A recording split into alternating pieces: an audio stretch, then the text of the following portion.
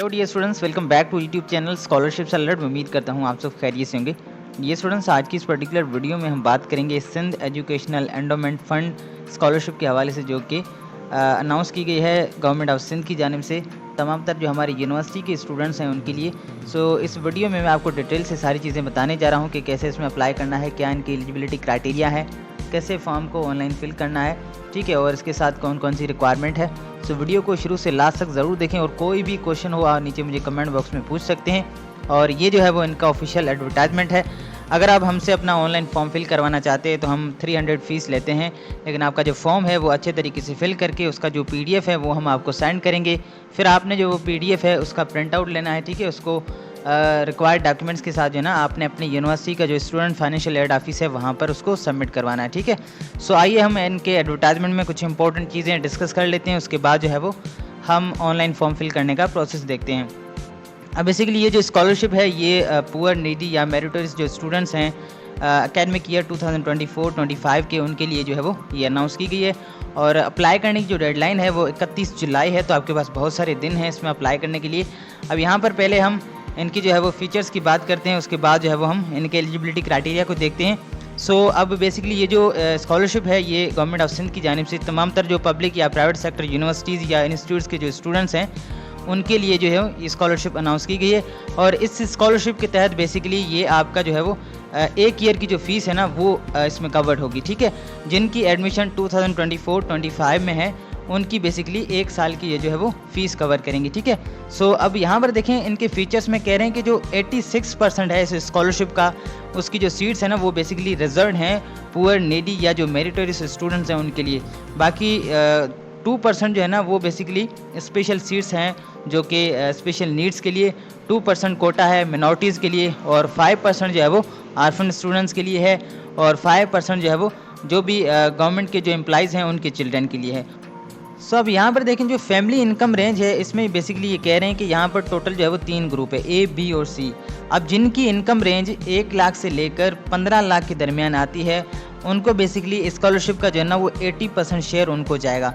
बाकी जो B group में आते हैं जिनमें 15 लाख से लेकर 25 लाख तक जिनकी इनकम होगी उनको 10%, ठीक है। और C ग्रुप में 25 लाख से 60 लाख जिनकी इनकम रेंज है उनको बेसिकली 10% जो है वो ये स्कॉलरशिप का शेयर जाएगा। अच्छा, जो आपकी जो यूनिवर्सिटीज़ हैं वो बेसिकली आपका जो है वो ऑनलाइन फॉर्म की जो हार्ड कॉपीज़ हैं वो आपसे एक्सेप्ट करेंगी, और इसके साथ जितने भी जो रिक्वायर्ड डॉक्यूमेंट्स हैं वो सारे जो है वो आपके फॉर्म के साथ आपने अपनी यूनिवर्सिटी को देने हैं। और जब आपका इंटरव्यू होगा, इंटरव्यू बेसिकली IBA कराची और IBA सखर यूनिवर्सिटी की जानिब से कंडक्ट किया जाएगा। तो आपको इंटरव्यू के दौरान जो है ना अपने डॉक्यूमेंट्स और अपना ये जो ऑनलाइन फॉर्म है वो आपने वहाँ पर शो करना है, ठीक है। सो अब यहाँ पर देखें जो डिसिप्लिन्स हैं इनमें बेसिकली MBBS, BDS और doctor of physiotherapy, B pharmacy या D फार्मेसी है, ठीक है, या BS नर्सिंग है। और उसके बाद जी यहाँ पर नोटिफाइड मेडिकल यूनिवर्सिटी या इंस्टीट्यूट ऑल इंजीनियरिंग डिसिप्लिन्स इसमें इंक्लूड है। और इसके साथ यहाँ पर एग्रीकल्चर इंजीनियरिंग है, ठीक है, BS सोशल साइंस है, बिजनेस एडमिनिस्ट्रेशन है, LLB 5 ईयर है, IT है और DVM है, ठीक है। तो ये सारे डिसिप्लिन्स हैं जो कि इस स्कॉलरशिप के लिए एलिजिबल हैं। और आपने इनकी वेबसाइट पे अपनी यूनिवर्सिटी का नाम भी चेक करना है। अगर आपकी यूनिवर्सिटी का नाम नहीं आ रहा है तो आप जो है वो एलिजिबल नहीं होंगे, ठीक है, क्योंकि इन्होंने जो है वो जितनी भी जो एलिजिबल यूनिवर्सिटीज़ हैं उनकी जो है वो इनकी वेबसाइट पे जो है वो लिस्ट इन्होंने शो की है। सो अब यहाँ पर देखें एलिजिबिलिटी क्राइटेरिया में ये कह रहे हैं कि आप जो है वो परमानेंट रेजिडेंट होने चाहिए सिंध के। और यहाँ पर कह रहे हैं कि the deserving candidates shall be enrolled in approved institutes universities included in the safe trust panel for the year 2024-25। अब ये हम कैसे चेक कर सकते हैं? अब यहाँ पर आने के बाद आपको बेसिकली यहाँ पर देखें ये जो अप्लाई ऑनलाइन का ऑप्शन है ना, इस पर आप जैसे क्लिक करेंगे तो यहाँ पर आपको यूनिवर्सिटीज़ का ऑप्शन शो होगा। इस पर आप क्लिक करेंगे ना तो जो सारी यूनिवर्सिटीज़ अप्रूव्ड हैं इस स्कॉलरशिप के लिए उनके यहाँ पर आप नाम देख सकते हैं। आप अपने यूनिवर्सिटी का नाम ऊपर सर्च भी कर सकते हैं। सो बेसिकली ये सारी यूनिवर्सिटीज़ जो है वो इस प्रोग्राम के लिए या इस स्कॉलरशिप के लिए एलिजिबल हैं, ठीक है। सो मिनिमम जो GPA है वो बेसिकली 2.5 होना चाहिए या 60% आपकी मार्क्स होनी चाहिए। और इसके साथ यहाँ पर कह रहे हैं कि आपने जो है वो इनकम सर्टिफिकेट देना है जो कि सर्टिफाइड होना चाहिए कंसर्न असिस्टेंट कमिश्नर से या रेवेन्यू डिपार्टमेंट से, ठीक है, या जो है वो एसेट डिक्लेरेशन हो या टैक्स रिटर्न हो by FBR। Students whose parents are employed in government service shall be required to submit the service certificate या पे स्लिप। तो आपने अपने पेरेंट्स की सर्विस स्लिप या जो है वो पे स्लिप देनी है, ठीक है, अगर आपके पेरेंट्स जो है वो गवर्नमेंट जॉब करते हैं। The parents or guardian of the student must have annual net income from all sources does not exceed the income limit provided in the family income range। तो यहाँ पर आपकी जो फैमिली की इनकम है ना, वो इस रेंज से ऊपर नहीं होनी चाहिए। ये तीन जो है वो कैटेगरीज इन्होंने बताई हुई है ना, इस रेंज से ऊपर नहीं होनी चाहिए। ये इनकी इनएलिजिबिलिटी है, जो कि आप पढ़ना चाहें तो पढ़ सकते हैं। सो अब हम इनकी वेबसाइट पे चलते हैं और यहाँ पर देखते हैं कि हमें कैसे ऑनलाइन अप्लाई करना है, ठीक है। सो ये बेसिकली वेबसाइट है sef.sindh.gov.pk। इसका जो लिंक है वो मैं वीडियो की डिस्क्रिप्शन में दे रहा हूँ, वहाँ से आप इजीली इनकी वेबसाइट को एक्सेस कर पाएंगे। और यहाँ पर देखें, आपको apply online for SEF scholarship लिखा हुआ है ना, इस पर आपने क्लिक करना है और यहाँ पर अगेन आप यूनिवर्सिटीज़ के नाम चेक कर सकते हैं, ठीक है। और यहाँ पर देखें अप्लाई फॉर स्कॉलरशिप लिखा हुआ है ना, इस पर आपने क्लिक करना है और यहाँ से बेसिकली सिंपली आपने ये पहले इंस्ट्रक्शंस पढ़नी है। Students already availing SEF scholarship need not to apply again. तो अगर आप पहले से स्कॉलरशिप रिसीव कर चुके हैं या आपको मिल रही है तो आपने अप्लाई नहीं करना है। और जितने भी जो ओवरसी है या जो सेल्फ फाइनेंस स्टूडेंट्स हैं वो बेसिकली इस स्कॉलरशिप के लिए एलिजिबल नहीं है। और यहाँ पर कह रहे हैं कि सारी जो है वो फील्ड्स आपने फिल करनी है, वो मैंडेटरी है। और अगर कहीं पर कोई चीज़ ना है तो आपके पास वो सिंपली आप NA लिख दें, ठीक है। और इसके साथ जो है ना आपने इस ऑनलाइन फॉर्म का जो है वो फिल करके सबमिट करना है। उसके बाद इसका प्रिंट आउट लेके अपनी यूनिवर्सिटी के अंदर जो आपका डिपार्टमेंट है वहाँ पर इसको सबमिट करवाना है, ठीक है। उसके बाद हम यहाँ पर नेक्स्ट करते हैं। सो यहाँ पर बेसिकली आपने अपनी पर्सनल इन्फॉर्मेशन को पुट करना है, अपना नाम, अपना last name, gender, CNIC, mobile number, father या गार्डियन की इन्फॉर्मेशन, ठीक है, फादर या गार्डियन का CNIC, contact number, email address और यहाँ से आपने पासपोर्ट साइज़ फ़ोटो अपलोड करना है। तो मैं अपनी यहाँ पर इन्फॉर्मेशन पुट करके आगे नेक्स्ट करता हूँ, ठीक है।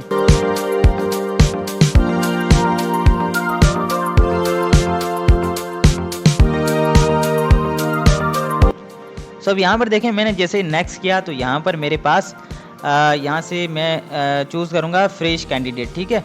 उसके बाद यहाँ से बेसिकली आपने अपनी यूनिवर्सिटी का जो रजिस्ट्रेशन नंबर है या जो आपका रोल नंबर है, ठीक है, जो आपको ID कार्ड पे लिखा होगा वो आप यहाँ पर एंटर कर सकते हैं, या रजिस्ट्रेशन नंबर आप जो है वो अपने डिपार्टमेंट से मालूम कर सकते हैं, ठीक है। तो मैं यहाँ पर अपना जो रोल नंबर है जो ID कार्ड पे लिखा होता है वो मैं यहाँ पर लिख लेता हूँ, ठीक है। उसके बाद यहाँ से जी एडमिशन जो है वो मैं यहाँ से चूज़ करता हूँ। ये एडमिशन का जो ईयर है 2024-25।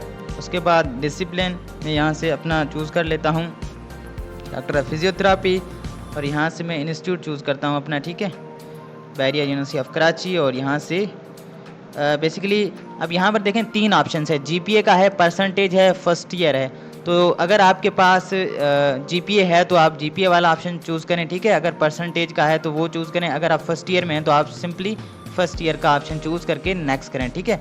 और यहाँ पर आपने बेसिकली अपने फैमिली मेम्बर्स हैं ना, उनकी आपने डिटेल देनी है, जितने भी आपके फैमिली मेम्बर्स हैं। लाइक यहाँ से आपने अपने फादर का नाम रिलेशन चूज़ करना है, ठीक है। उसके बाद फादर का नाम, और उसके बाद जी यहाँ पर उनकी जो है वो एज, और यहाँ से आपने उनका स्टेटस बताना है मैरिड, ठीक है। और उसके बाद उनका ऑक्यूपेशन, और अगर कहीं पर वो जॉब करता है तो ऑर्गेनाइजेशन का नाम, और इस तरीके से आपने ऐड करना है, ठीक है। जितने भी आपके फैमिली मेम्बर्स हैं, लाइक आपका फादर हो गया, आपकी मदर, ब्रदर, सिस्टर या गार्डियन, अगर कोई और है, आपके फादर नहीं है तो आप उनकी डिटेल दे सकते हैं, ठीक है। सो 1 बाय 1 आपके सारे फैमिली मेम्बर्स की यहाँ पर आपने डिटेल देने के बाद नेक्स्ट करना है, ठीक है। उसके बाद यहाँ पर ये जो है ना फाइनेंशियल इन्फॉर्मेशन है, इसमें बेसिकली आपने इनकम बतानी है अपने फादर की या ब्रदर की या सिस्टर्स की, ठीक है, या गार्डियन की। सो जो भी आपके पास इनकम सोर्स है वो आपने बेसिकली यहाँ पर 1 बाय 1 बताना है, ठीक है। सो मैं यहाँ से फॉर एग्जांपल के तौर पर मैं यहाँ पर प्रोफेशन में लिखता हूँ टीचर, ठीक है। और उसके बाद जी नीचे यहाँ पर मैं सोर्स ऑफ इनकम, यहाँ से अगर गवर्नमेंट में है तो आपने सैलरी लिखना है, ठीक है। और अगर पेंशन है तो आप पेंशन लिखें, या और कोई है तो वो आप लिख सकते हैं। और एनुअल इनकम आपने बतानी है। सो मैं यहाँ से एनुअल इनकम जो है वो बता देता हूँ। मैं जस्ट रैंडम इन्फॉर्मेशन पुट कर रहा हूँ ताकि जो आपको ना समझ आ जाए। उसके बाद यहाँ से मदर की या ब्रदर की या सिस्टर की या गार्डियन की जो भी आपके पास इनकम सोर्स है वो आप 1 बाय 1 दे सकते हैं। अगर आपके पास इनकम सोर्स सिर्फ आपका जो है वो फादर है तो आपने नीचे ये जो 3-4 ऑप्शन हैं इसको आप लीव भी कर सकते हैं। उसके बाद आपने नेक्स्ट करना है, ठीक है। और यहाँ पर जी रेजिडेंशियल एड्रेस में आपने बताना है कि आप जो रह रहे हैं अपना घर है या रेंटेड है। तो अगर अपना है तो आप ये नीचे वाला ऑप्शन चूज़ करें, अगर रेंट पे है तो रेंट वाला, ठीक है। उसके बाद यहाँ पर बंगलो है या अपार्टमेंट है तो वो आप चूज़ कर सकते हैं, ठीक है। उसकी कंप्लीट आपने एड्रेस बतानी है और उसका एरिया जो है ना उसकी आपने बतानी है कितना यूनिट्स है एरिया, मतलब स्क्वायर यार्ड या स्क्वायर फीट में आपने बताना है, या एकड़्स में भी आप बता सकते हैं। सो मैं यहाँ पर आपको समझाने के लिए 4 लिख रहा हूँ, ठीक है, 4 एकड़्स। उसके बाद अगर कोई एसेट आपके पास है लाइक प्रॉपर्टी वगैरह में प्लॉट है या कोई लैंड कमर्शियल या लैंड एग्रीकल्चर या दोनों है तो आप दोनों को चूज़ कर सकते हैं, ठीक है। या अगर आपके पास सिर्फ लैंड है तो आपने एग्रीकल्चर का ऑप्शन चूज़ करके आपने यहाँ पर कंप्लीट उसकी जो है वो एग्जैक्ट लोकेशन या उनकी जो एसेट की एड्रेस है वो एड्रेस आपने लिखनी है और उसका एरिया कितना है, ठीक है, वो आप यहाँ से उनका यूनिट चूज़ करके आप बता सकते हैं, ठीक है। उसका एरिया जो है वो आप बता सकते हैं। उसके बाद अगर करंट उसकी जो है वो एसेट की वैल्यू हम देखें तो पीकेआर में कितनी बनती है वो आप यहाँ पर लिख सकते हैं, ठीक है। सो मैं ये जस्ट रैंडम इन्फॉर्मेशन पुट कर रहा हूँ, आपकी जो एग्जैक्ट है वही आपने पुट करनी है। उसके बाद आपने नेक्स्ट करना है। इसके बाद जी ये सिबलिंग्स स्कॉलरशिप इन्फॉर्मेशन है।